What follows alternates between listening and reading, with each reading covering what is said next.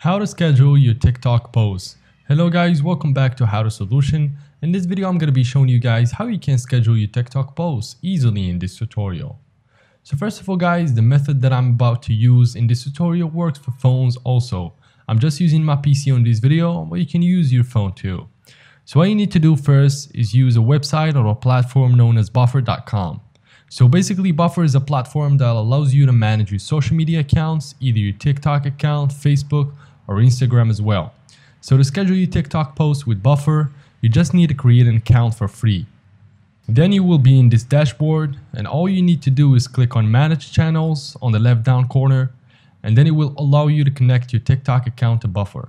So just click on Connect Channel from over here, and as you can see you have different options. Obviously we want TikTok, so click on Connect, and after that you just have to connect your TikTok account to Buffer. And now you're gonna be able to schedule your TikTok posts easily. So yeah guys, that is it for today's video. If you guys found this tutorial helpful, please make sure to like the video and subscribe to the channel. Thank you for watching. Take care until next time.